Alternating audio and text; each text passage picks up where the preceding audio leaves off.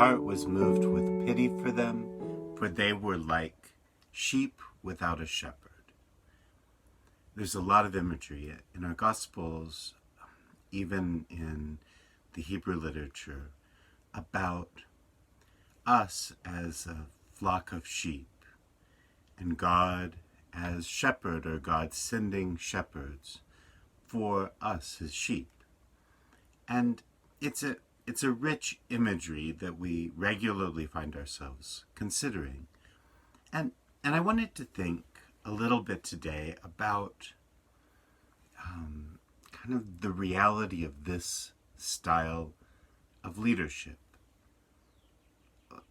I know Jesus talks about calling the sheep out by name and them following the shepherd because they know his voice.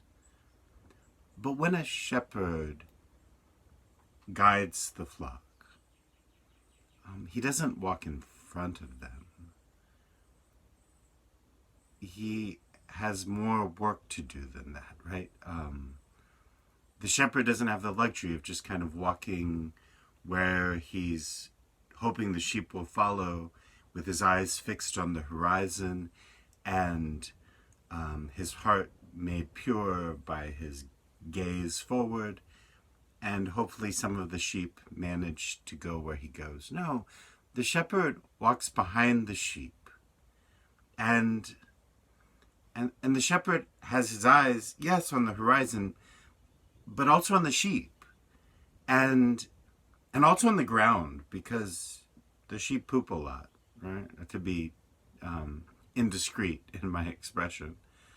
And so the shepherd, as he's guiding his sheep forward, he can only go as fast as the slowest sheep, and he has to keep an eye on each one of them, and he has to make sure that if any veer, that he calls them back, and that his gaze isn't so straightforward and simple. It's complex, right? Because at once he knows where he's going, and he knows where they're going, and he works towards that goal. But on the other hand, he knows where he is. He knows where each foot is going to fall because the path is treacherous. And he also knows where the sheep are, and his focus is on them. And I say that I was a little concerned with my reflection this week that this was too much about me and what I need to do and work on, which it is. I pray that every shepherd in our church will read Jesus' compassion in the light of good agricultural practices and stop gazing off into the sky and look to the sheep and risk soiling our feet and live with the sheep, not just with a convention of shepherds talking about what shepherding is like. If we want to talk about shepherding, let's talk about it with our sheep. And so I bring that conversation to us as a church, because how the shepherd functions really isn't about the shepherd. It's about the church.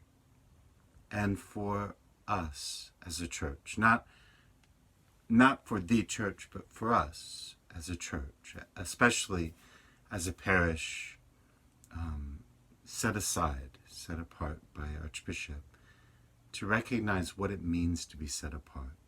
Not set apart to gaze at the horizon, not set apart from the rest of society and the rest of the world on a hill so that we can be a beacon for anybody who wants to look at us. No, right there with the sheep at risk, and for each of us, not just your pastor, but for each of us, for each of you, that call to walk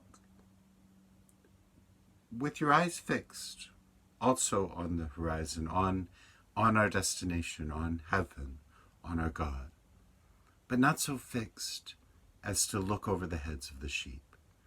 Because in our midst, people that I won't even get to talk to, there are people that you could lead, that you could corral, that you could invite, that you could move forward on that same path if you're willing to walk as slow as the slowest of the sheep, if you're willing to keep your eyes on them and risk the mud behind them, if you're willing to be a shepherd as Jesus, to allow your heart to have compassion on your brothers and sisters, and rather than walk ahead of them and hope they follow, to walk with them, to speak with them, to corral them, to care for them. It will be my effort. It will be my commitment to you to shepherd in this way. And I pray that you will join me, because those who have been entrusted by God to our care are more than I will be able to shepherd.